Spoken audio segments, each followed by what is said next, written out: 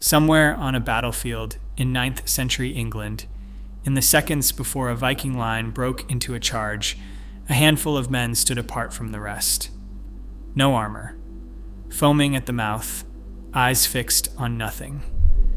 The textbooks will tell you they were berserkers, the rage warriors of Norse legend, said to feel no pain and no fear, and that what put them in that state was a mushroom, the red and white toadstool of folklore. For 2 centuries, that was the answer. Then ancient DNA was pulled from their bones, and modern toxicology reopened the case. Almost every part of the story fell apart. The drug was not what we were told. The men were not who we were told. And more unsettling than either of those, they never actually disappeared. Their genes are still walking around modern Norway. 3 tools reopened this case. So start with the drug. Before you can overturn a story, you have to know exactly what the story was. And the berserker is not a story someone invented once and embellished. He appears again and again across separate texts, written by separate authors in separate generations, described in language so consistent that the repetition itself becomes a kind of evidence. These men were remembered because there was something to remember. The Ynglinga saga, compiled by the Icelandic historian Snorri Sturluson in the early 13th century, describes warriors who went into battle without armor, who were as strong as bears or wild bulls, and whom neither fire nor iron could harm. The Haraldskvæði, a 9th century poem composed in honor of King Harald Fairhair of Norway, places berserkers among the king's elite guard and describes them biting the rims of their shields before combat and howling like animals as they advanced.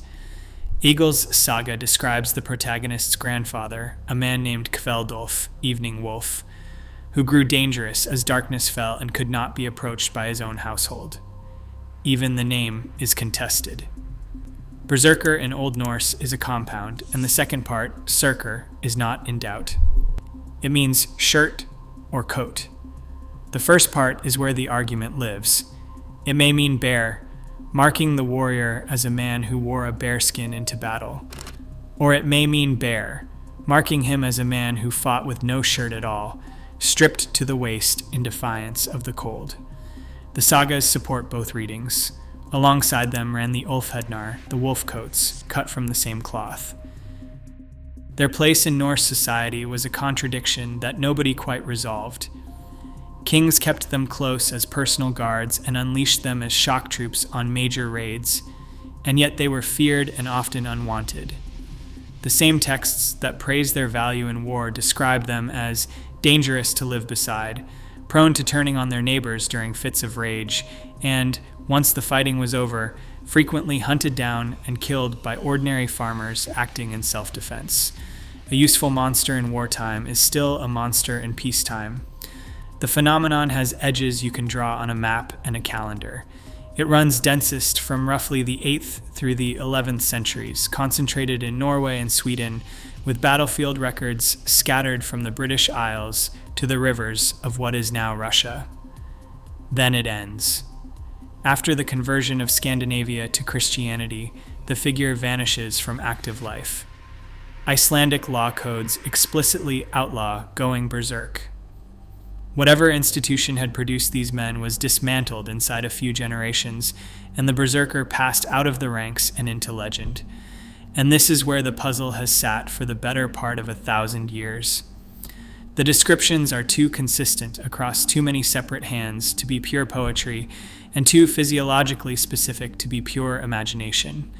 The shaking, the foaming, the apparent immunity to wounds, the collapse into deep exhaustion once the battle was done. These are not the flourishes of storytellers. They describe a physical state, something being switched on inside a specific category of men, on demand, before battle.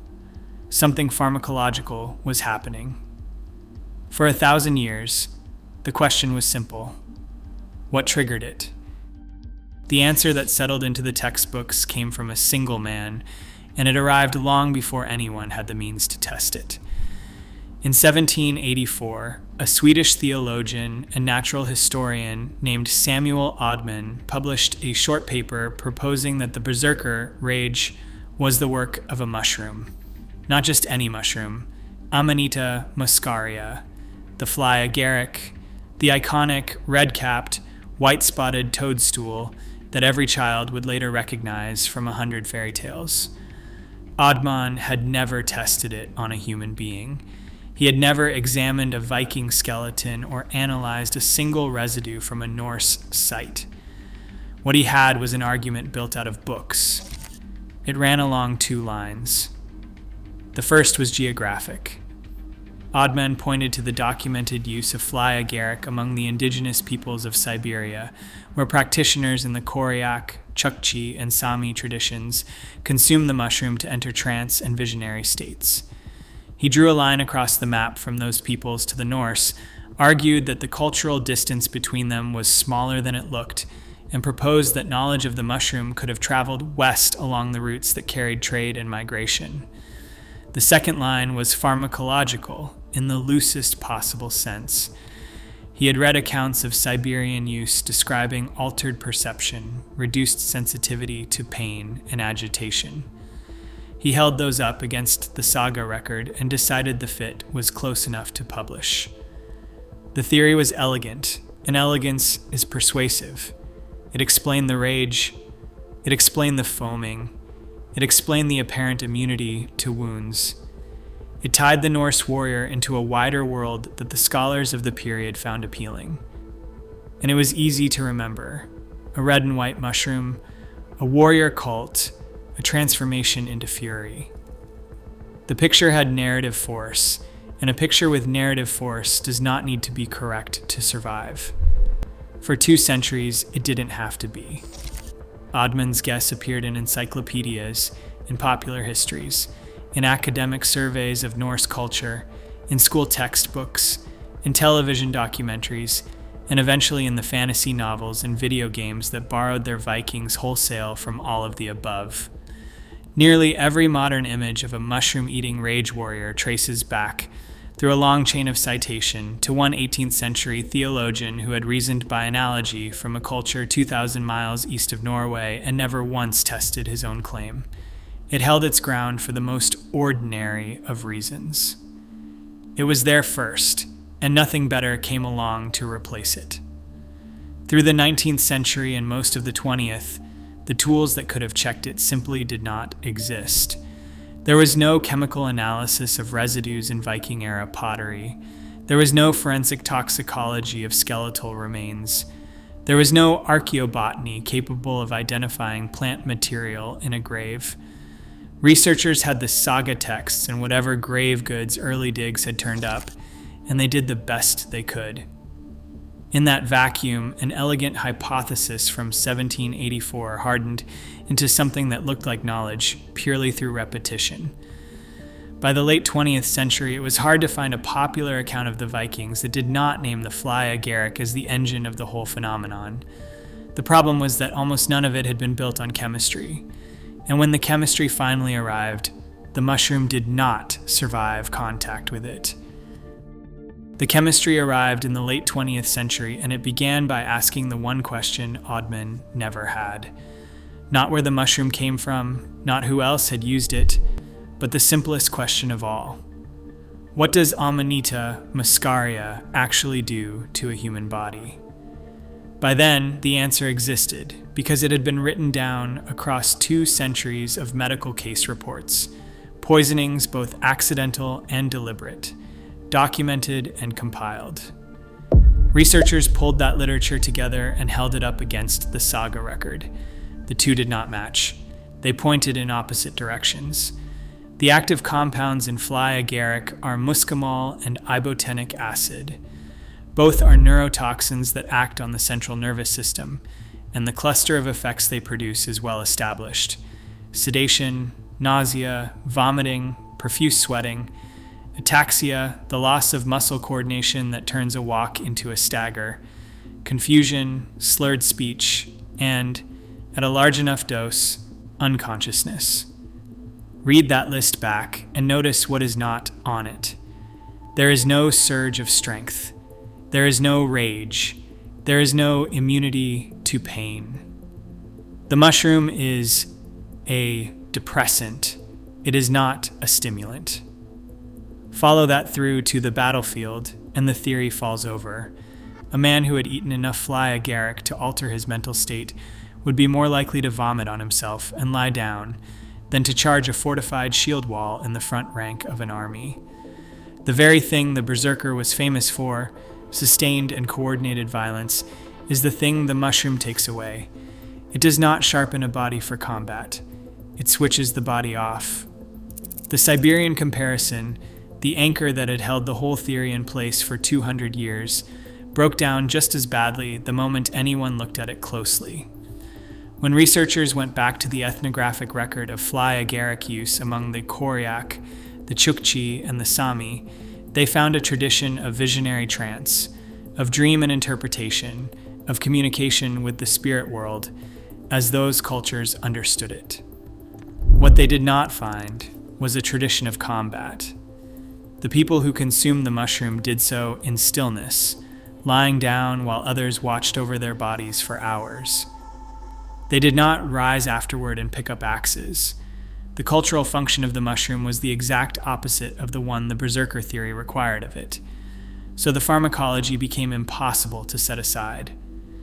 The sagas describe warriors of dramatically increased physical capacity, men who fought on through wounds that would have dropped an ordinary fighter, who held coordinated combat performance for the length of an engagement, and who collapsed only after it was over. Fly agaric produces almost none of that. It produces something close to its inverse. Line the two profiles up side by side, and the mismatch is not subtle. It is total. For a claim that had spent 2 centuries printed as settled fact, this was a quiet demolition. Nobody had disproven the berserker. Nobody doubted the men had entered some altered state before battle. What was in question was the mushroom, and the mushroom did not fit the evidence at any point where the two could actually be compared. By the early 2010s, researchers had stopped defending it and started looking elsewhere. If the state was real, and the fly agaric could not have produced it, then something else had. The search was on for a plant that fit. The plant that fit had been growing in plain sight the whole time. In 2019, an ethnobotanist named Karsten Fatur published a paper in the Journal of Ethnopharmacology with a title that told you exactly how careful he intended to be. Sagas of the Solanaceae, Speculative Ethnobotanical Perspectives on the Norse Berserkers. That word, speculative, was not modesty for its own sake. Fatur was proposing a candidate, not closing a case, and he has said as much since, plainly, that his work is theoretical and that we may never know for certain. Hold on to that, because it matters. What he offered was not proof. It was a far better fit. His candidate was Hyoscyamus niger, black henbane. Unlike the fly agaric of a Siberian forest, henbane grew across northern Europe, including throughout Scandinavia, and it was known to Norse-era herbalists who had every opportunity to understand what it did. Its active compounds, hyoscyamine and scopolamine, are tropane alkaloids, the same chemical family that gives belladonna and datura their reputation, and they act on the body in a way that is not merely different from the mushroom's toxins. It is close to the reverse. Then comes the part that turns a plausible guess into a compelling one, because the match runs item by item. Where the mushroom produced sedation, henbane produces severe agitation. It produces vivid hallucinations, frequently violent in content. It produces a dramatic dissociation from pain, one of the most consistently reported effects in modern poisoning cases, which would read on a battlefield as exactly the immunity to wounds the sagas describe. It produces racing heart and hot, flushed skin. It produces foaming at the mouth, caused by the suppression of the body's normal swallow reflex, a detail that appears again and again in the descriptions of berserkers working themselves into their state. And in the days after, it produces a deep and prolonged exhaustion, matching almost exactly the collapse that Eagle's saga records in a berserker who howled and bit his shield and was good for nothing for days afterward. Set the two candidates against each other, and the contrast is stark. Where the mushroom gave stillness and nausea, henbane gives violent activity and pain immunity. Where the mushroom had no combat tradition anywhere on Earth, henbane produces the precise symptom profile that Norse warriors were described as displaying for 1,000 years. The old theory failed at every point of comparison. The new one holds at nearly all of them. But the caveat has to travel with the claim, or the claim is dishonest. The sagas never name henbane. Fatur assembled his case from toxicology, pharmacology, history, and botany, and what he built is a hypothesis that fits the record better than anything before it, not a fact that has been nailed down. This is the leading modern explanation for the berserker state. It is not the settled one. There is a difference, and a story that respects its own evidence keeps that difference in view, which is exactly why the theory needed something the mushroom idea never had. Not another argument on paper, it needed dirt under its fingernails. It needed physical proof that the Norse were not just capable of using this plant, but actually did. It needed the henbane itself, handled and stored and carried by real people in the Viking world. And in the ground, in a grave in Denmark, that proof was waiting. The proof came out of the ground in the late 1950s. Danish archaeologists were excavating Fjerkrat, one of the great ring fortresses raised during the reign of Harald Bluetooth in northern Jutland, a precise circle of earth and timber built to project royal power across the landscape. Among the roughly 30 graves in its cemetery, one refused to match the others. It belonged to a woman, dated to around the year 980, and everything buried with her marked her as someone the ordinary rules did not apply to. She had been laid to rest in the body of a wagon, a treatment reserved for people of the highest rank. She wore silver toe rings, an ornament unknown anywhere else in the Scandinavian record. Beside her lay a bronze bowl that may have traveled all the way from Central Asia, an iron staff fitted with bronze, a small pendant shaped like a chair, and another shaped like a duck's feet. And among these things was a small pouch. Inside it were hundreds of seeds. When they were sent for identification, they came back as one plant. Hyoscyamus niger, black henbane. That single find changed what the saga record had only been able to imply. Here was the plant itself, not foraged in a panic on the morning of a battle, but deliberately gathered, processed, sealed in a container, and buried alongside a woman whose other possessions marked her as a specialist. Most researchers have since identified her as a vulva, a Norse ritual practitioner of the kind the Eddic poetry describes. These were women who moved between communities, who performed the ceremonies the Norse called cedar, who interpreted visions and administered the substances that altered the minds of the people who came to them. The staff in her grave was a vulva's staff. The henbane in her pouch was her working material. And Fjerkrat was not the only one. Later excavations across Scandinavia have turned up henbane in other high-status and ritual contexts, set apart from ordinary domestic life. The pattern that emerges is consistent. This was not a kitchen herb thrown into a pot. It was a controlled and dangerous substance, grown, harvested, and curated by trained specialists and handled with the care that a dangerous thing demands. But hold the line here, because this is where an honest story and a tidy one part ways. The woman at Fjerkrat was not a berserker, and nothing in her grave says she armed one. What Fjerkrat proves is narrow and solid. The Norse deliberately used black henbane in a ritual setting. It does not prove the leap to the battlefield. That connection is still an inference, not a discovery. And yet, it is the inference that makes the whole picture cohere because of what it removes. The old mushroom story asked us to believe in a warrior foraging his own drug and eating it alone. The evidence points somewhere far more organized.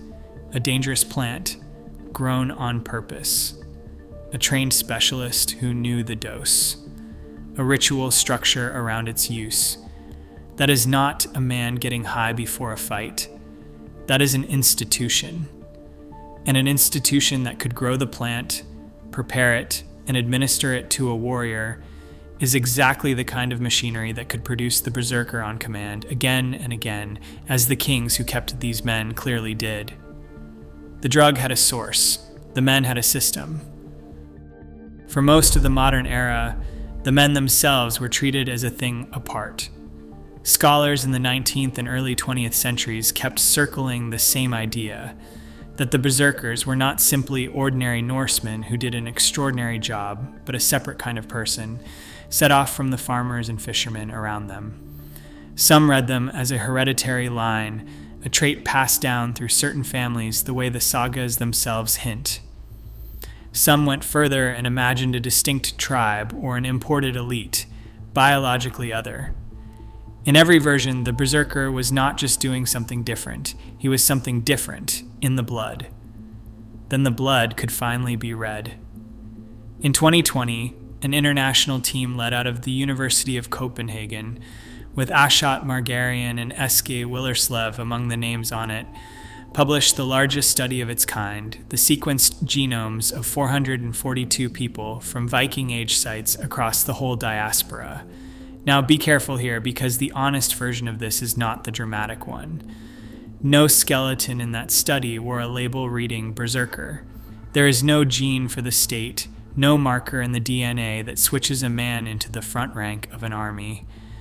Anyone who tells you the sequencer found the berserker is selling you something. What the study did find is quieter and, in the end, more useful.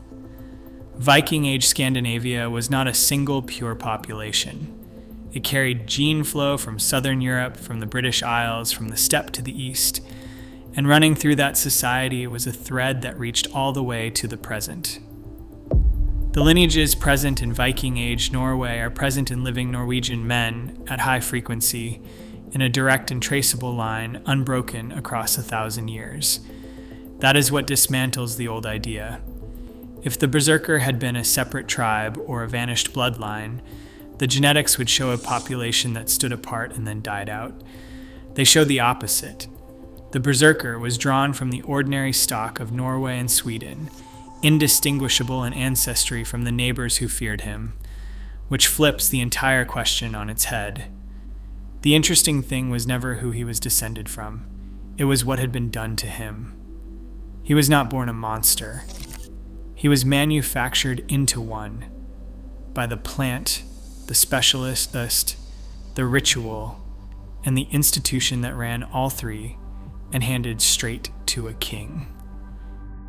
And here is the reason the disappearance was always an illusion. When Scandinavia converted to Christianity, that machinery was taken apart.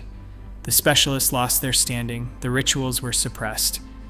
Icelandic law made going berserk a crime. What ended was the institution. The men did not end with it. They laid down the role, went home, married, and had children, and their lineages flowed straight back into the population they had been drawn from in the first place. So say it plainly and say it carefully, because it is easy to get wrong. This is no hereditary rage handed down through the centuries. Ancestry records who fathered whom, not what a man did for a living. The berserker bloodline is not a monster's bloodline. It is simply a Norwegian one. Go back to that battlefield in England, to the men standing apart with no armor and foam on their lips. For 2 centuries, we told ourselves a story about them, and almost every part of it was wrong. The drug was not the mushroom of the fairy tales. It was henbane, grown and stored and administered by trained specialists, like the woman buried at Firecat, with hundreds of seeds in a leather pouch. The men were not a separate people, not a foreign elite, not a vanished tribe. They were ordinary Norwegians, transformed by an institution that no longer exists, and they never disappeared. The practice ended. The men did not. They went home to the same valleys their descendants farm today, looking exactly like everyone else. The real surprise was never the drug. It was that the disappearance never happened. Only the very system that made them ever vanished.